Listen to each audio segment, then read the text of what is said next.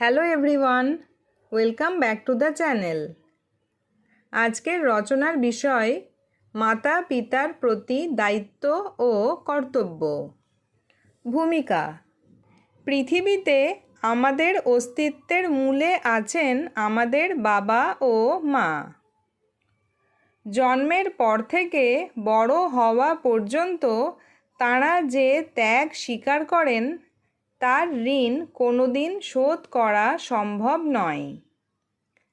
তাই তাদের প্রতি আমাদের অনেক দায়িত্ব ও কর্তব্য রয়েছে। শ্রদ্ধা ও সম্মান প্রদর্শন। বাবা মা আমাদের সবচেয়ে বড় গুরুজন। তাই সবসময় তাদের শ্রদ্ধা করতে হবে। তাদের সামনে উচ্চ স্বরে কথা বলা বা এমন কোনো আচরণ করা যাবে না যাতে তারা মনে কষ্ট পান।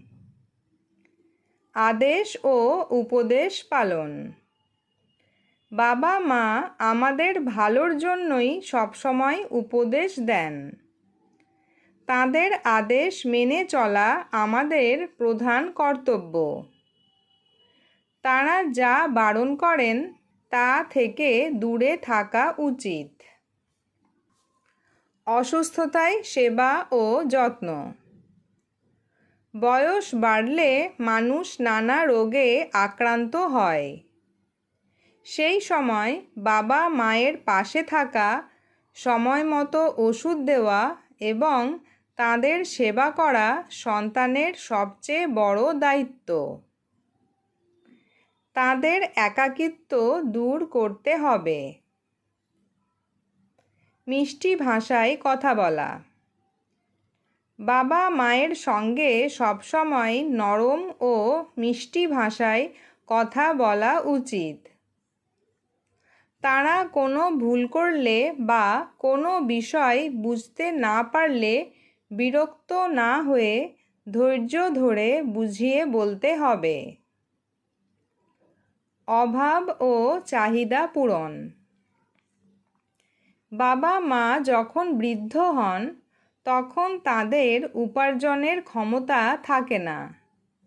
সেই সময় তাদের প্রয়োজনীয় খাবার, পোশাক ও অন্যান্য চাহিদা পূরণ করা সন্তানের অপরিহার্য দায়িত্ব। উপসংহার। বাবা মায়ের পায়ের নিচে সন্তানের স্বর্গ। তাদের সুখী রাখতে পারলেই আমাদের জীবন সার্থক হবে।